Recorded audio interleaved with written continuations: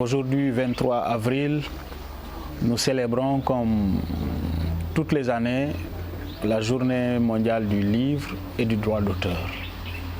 Donc c'est une journée durant laquelle on célèbre le livre, on parle de son importance, de sa création, de son origine, et puis de tout ce que ce magnifique objet nous procure comme bien moral, bien intellectuel et même bien social et financier. Parce que le monde du livre, c'est aussi un monde où on peut se faire de l'argent, c'est un monde où on peut gagner sa vie en étant écrivain ou en travaillant dans le cadre de tout ce qui tourne autour des métiers du livre, éditeur, même lecteur, correcteur, voilà, diffuseur, etc.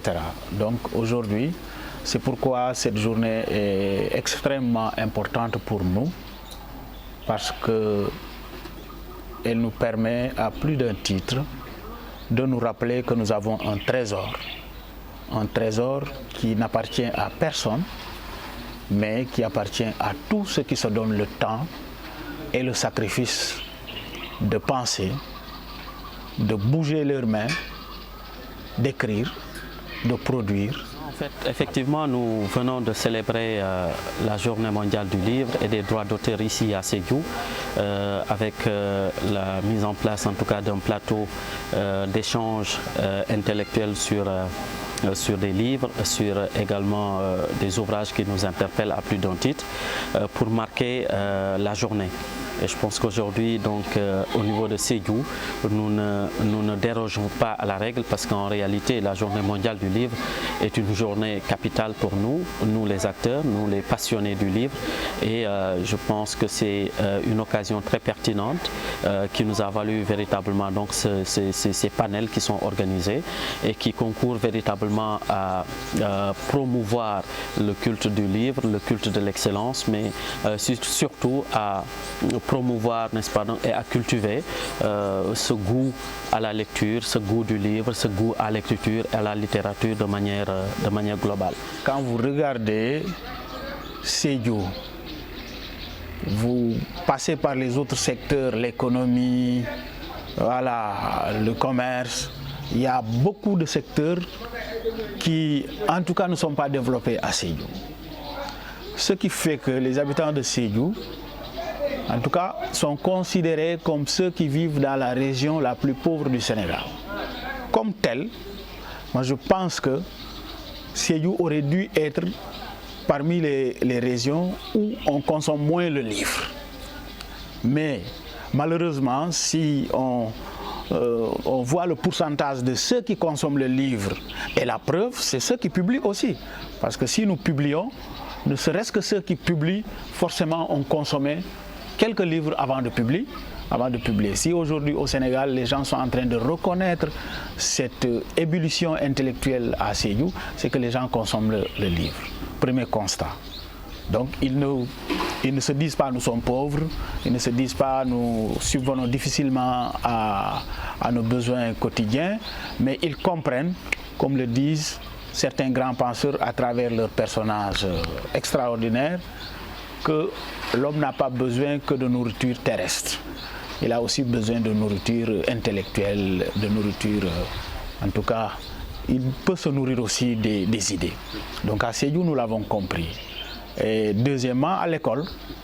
Aujourd'hui, dans la région, nous sommes à plusieurs ouvrages collectifs dans lesquels figurent les productions de nos élèves, de la seconde, même de la quatrième, de la troisième, de la première, de la terminale. Donc si on arrive aujourd'hui à faire aimer la lecture à nos élèves au point qu'ils écrivent et figurent dans des publications d'ouvrages collectifs, cela montre d'une certaine façon aussi qu'à Sédhiou, le livre, il se porte bien proportionnellement à ce que l'on sait de Sédhiou par rapport aux autres régions du Sénégal. Aujourd'hui, donc, dans la région de Sédhiou, le slam est un art qui commence à prendre véritablement donc son envol, parce que, bon, écoutez, quand vous allez dans les écoles, vous avez beaucoup de jeunes aujourd'hui qui sont très passionnés par l'art à la parole, par la prise de parole, mais surtout également par rapport à l'écriture, à la lecture, à la littérature de manière globale. Donc nous enseignons, nous coachons des élèves dans ce sillage-là, et il est heureux de constater que véritablement qu'il y a des jeunes, n'est-ce pas, qui ont fini par épouser cet art-là, qui ont fini par cette grande passion à écrire, à produire leur propre ouvrage, et voilà, ça ne fait que grandir la région. Troisièmement, aujourd'hui à Sédhiou, il y a, à ma connaissance, au moins 2 maisons d'édition qui presque chaque mois ou tous les 3 mois publient un ouvrage.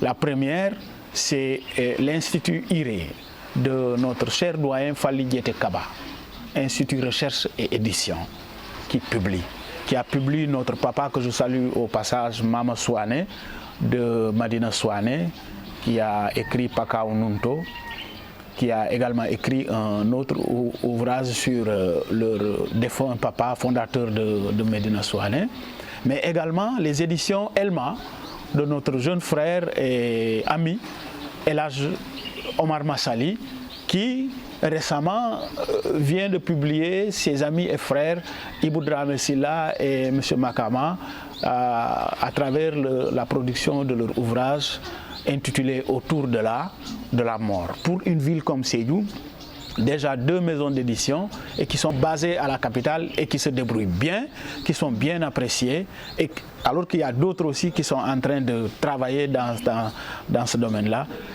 Voilà, j'ai cité 3 raisons et je pense qu'elles sont suffisantes pour que moi, en tant que président de l'association des écrivains de la région, pense que Sédhiou se porte bien proportionnellement à ce qu'elle représente au sein du concert des régions du pays qui est le Sénégal. Pour nous, le slam, l'art, la poésie, c'est avant tout une action, c'est de l'action, parce que ça contribue quelque part, n'est-ce pas, donc à prendre position par rapport aux difficultés, par rapport aux souffrances, par rapport aux réalités sociales.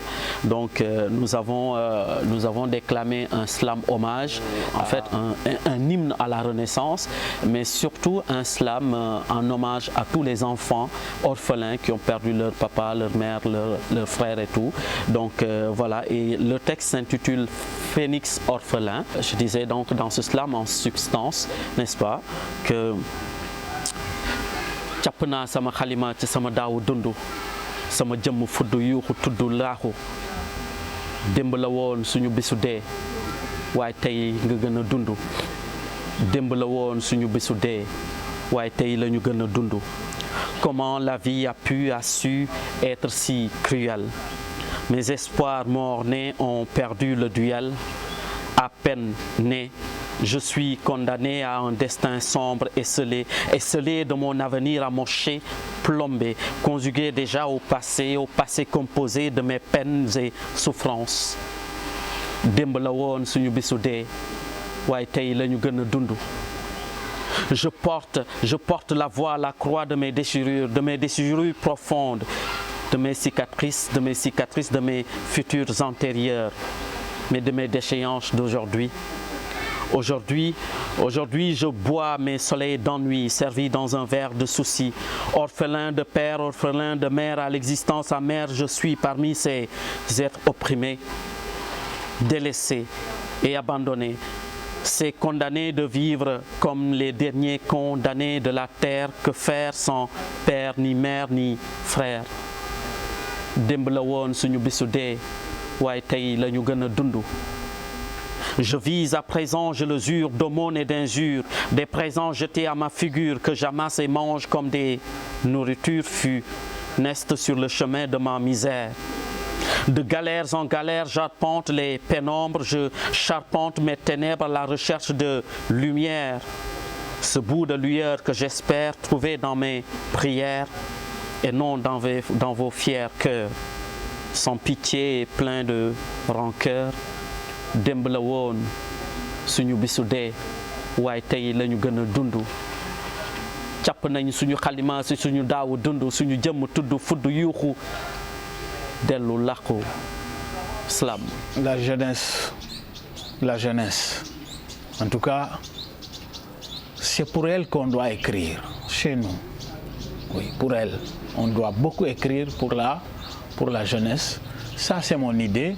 Mais je pense, à côté aussi, qu'on doit beaucoup faire écrire les jeunes. Qu'on doit les aider à publier. Parce que je vous ai parlé de 2 publications d'ouvrages collectifs. L'un, c'est intitulé « Nos rizières ne sont pas toutes salées » avec M. Fally Diété Kaba.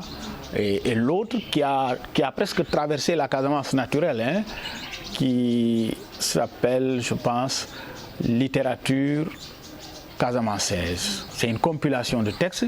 Maître Diana Sali, qui vient de partir, fait partie de cette compilation de textes qui regroupe les écrivains de Kolda, de Sédhiou, mais aussi de Ziguinchor, et publié par notre cher ami de Vélingara, Gorkodjo, Idrissa Sow Gorkodjo.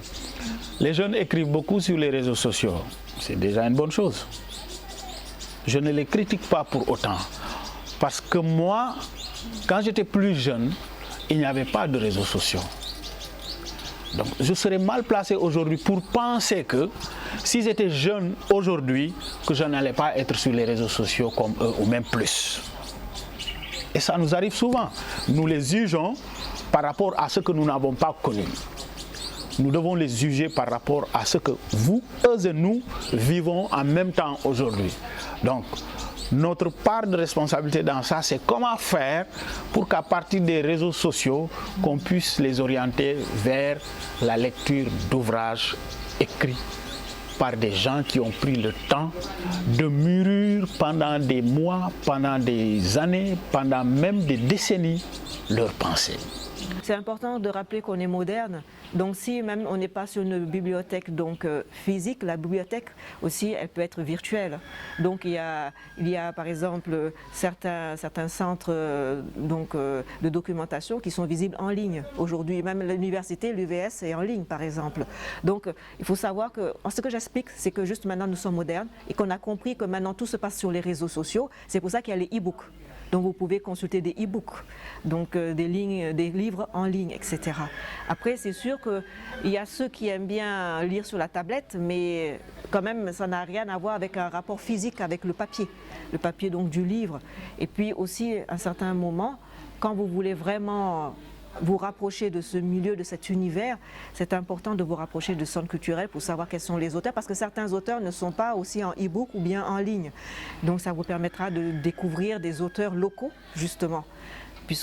Et puis, le centre culturel, il n'y a pas seulement la bibliothèque, mais il y a aussi des événements culturels. Il y a des présentations, il y a des conférences littéraires qui peuvent être faites. Et là, ça permet aux jeunes de rencontrer les auteurs de vive voix.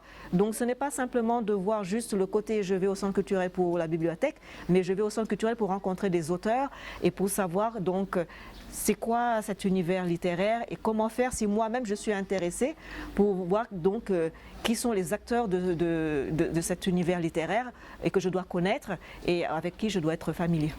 Nous profitons de cette journée pour rendre hommage à ceux qui achètent nos livres aussi, ceux qui consomment nos produits, parce que sans eux aussi, les écrivains ne pourraient pas exister.